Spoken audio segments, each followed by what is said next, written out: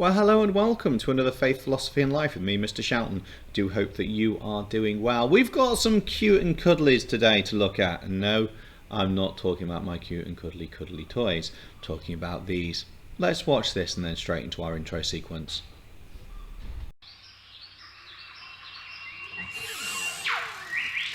Oh my god! He's really not that happy before. He's gonna break it. Oh my god. Hey there, kitty. Who's a little cutie? Who's a little cute? No.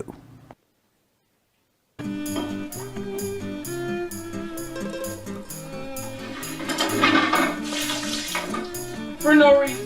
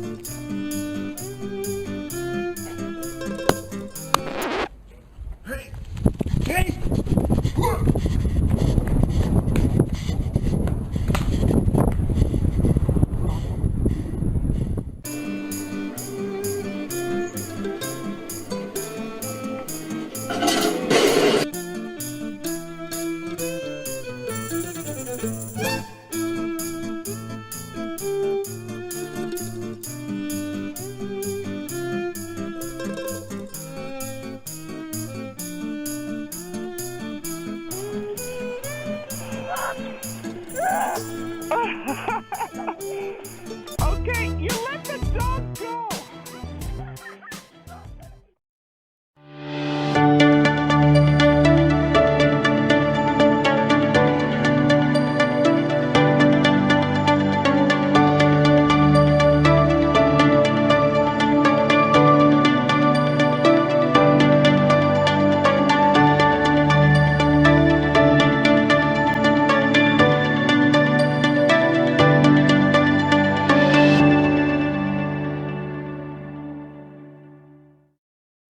So, our title today is Should Animals Have Rights? Should Animals Have Rights? We're going to investigate what Christians believe about the importance of animal life.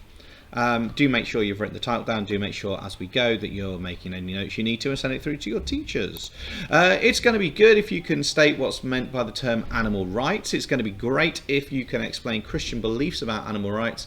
And it's going to be even better if you can compare and contrast the importance of human life and animal life.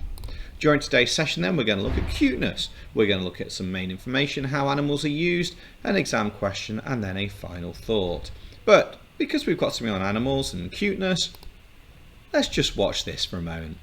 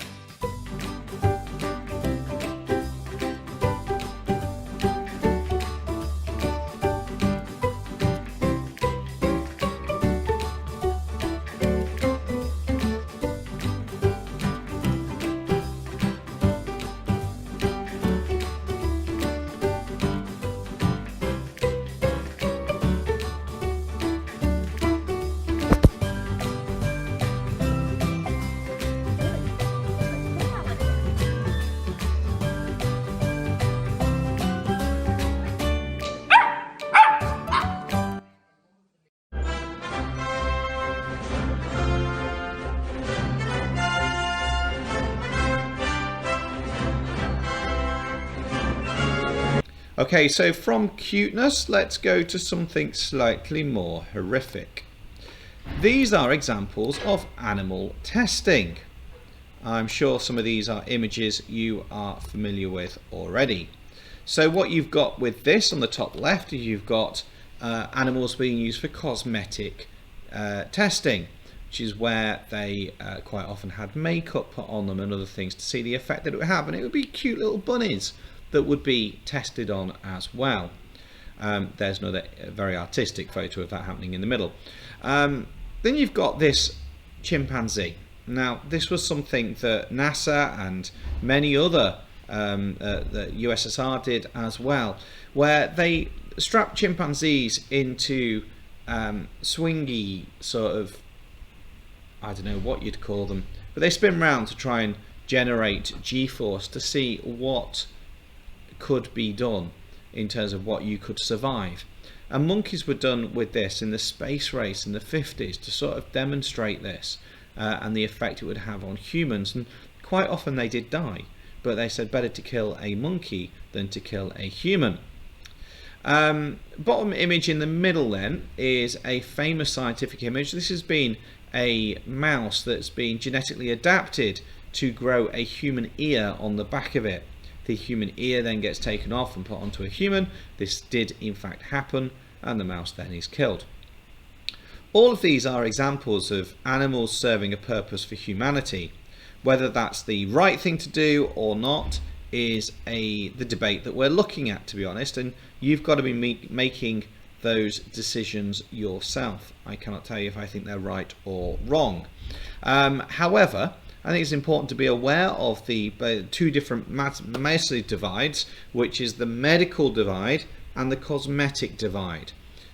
So something that's medically acceptable because it's there to try and help humanity, and cosmetics, which is things like makeup and things, and quite often Christians would have differing views on those two things. So the question I suppose that we need to ask is, do animals actually have any rights themselves? And that's what we're going to be thinking about as we work through today's session. What I'd like you to do is, in the description below, you'll get a rather large mind map for you to access and pull out information as well. And the idea is that you're going to write some information in each of the circles, and then from the pull out you're going to then add some more detail to that thing. So you're going to end up with like an inner circle of your main ideas, and then an outer circle of embellished information as well. So that's what I'd like you to do. Give yourself sort of 20 minutes or so for that, because that's quite a meaty task, but you need to understand how animals are used and the different approaches that they are as well. So pause me now and then come back to me.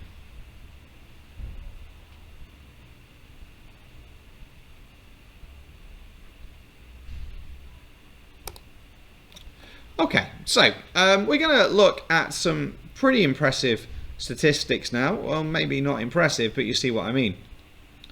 The grey area is the proportion of animals which are farmed, and the brown area is the proportion of animals that are in the wild. And you can see there within 100 years that proportion has shifted dramatically.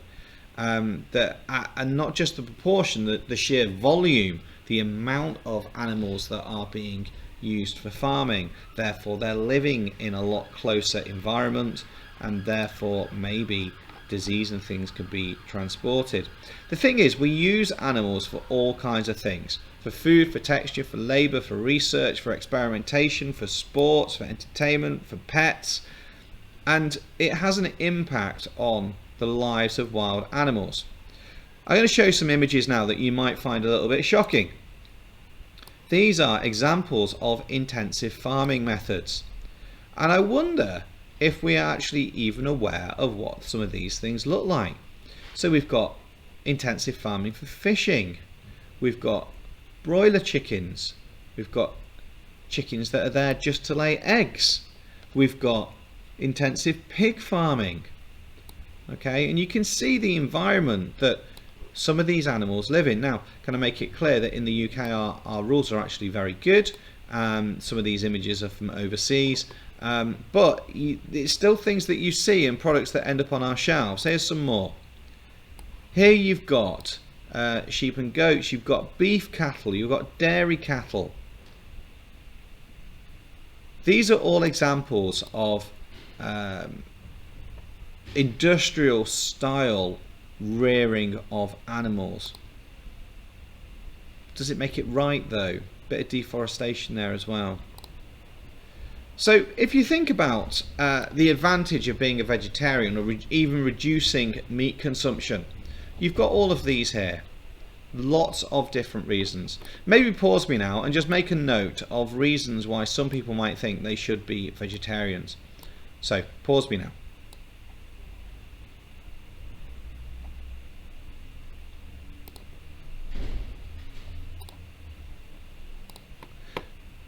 I think, if anything, this is probably one of the most compelling reasons for us to consider our meat usage.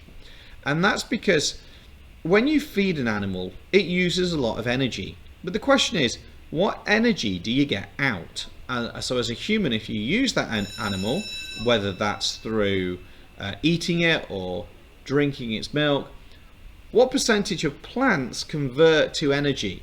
So a plant might give you sort of 80 to 90% of the energy that you need. But when you feed that plant to an animal, the animal uses some of that energy before passing it on to you. If you look at this, this is quite an interesting statistic. Whole milk only gives you 24% of the energy that you would have if you had the equivalent plant before that, before feeding it.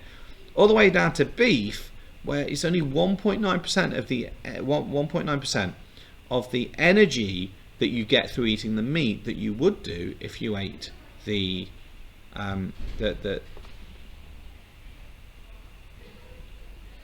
you ate the plants that went into the cow. So something that you really could make a comment on in your notes, it would be a good thing to do, is to think about Creaturekind, which is a website I think is worth you having a look at that goes through some of these issues. It's called becreaturekind.org, and it's a Christian organisation that tries to get people to think about some of the issues surrounding this animal rights and food, and the way that animals maybe are not treated the correct way whilst becoming food, if you're with me. Someone that does have a lot to say about this is Peter Singer. Now, Peter Singer is a humanist. He would say that animals are the same as humans in terms of the same level, and we should respect animals like we should respect humans. We're going to be leading into an exam question in a few moments. You've got a load of notes already about Christianity down, but can you make a note about Peter Singer and what he thinks as well, please? It is quite important to have that. So pause me now while you do that.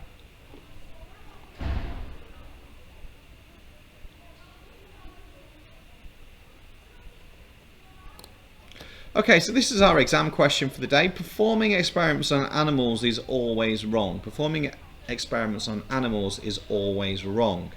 What I'd like you to do with this is I would like you to do a farming response, so a for, against, rebuttal, my opinion, if everyone.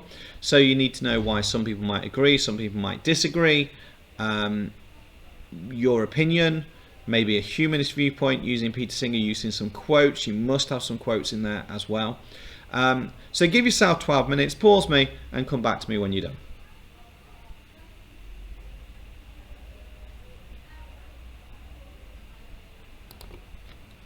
So this is how it's being marked. As I always say, 0 is because you've written nothing. 1 to 3 marks, you've got one point of view that could just be your own sort of view. I think that animals shouldn't be, blah, blah, blah. For a 4 to 6, you might have a for and against, but no religion within that. So you've not said some Church of England, some Roman Catholics, some Christians. For a 7 to 9, there's clear religion. If you've used farming correctly, that will have worked because you'll have a nice range in there. And if it's 10 to 12, it's logical, it flows, and that's what you're aiming for. So maybe set yourself a target to work on that as well, to make sure you're getting those top grades next time. So we said it'd be good if we could state what's understood by the term animal rights, and I think you've looked at that very much today. Great if you could explain Christian beliefs about them, and even better if you can compare and contrast the importance of human life and animal life. And that's to do with this experimentation idea. So here's just something for you to think about. I strongly believe that animal testing is moral and should not be banned. Ask me why. So how far do you agree with that statement? Or do you not agree with that statement? Maybe make a few notes on that. But I'm going to leave that for the day. Thanks very much for your time. Take care of yourself. Stay safe. Wash your hands. God bless you. And I'll be seeing you soon.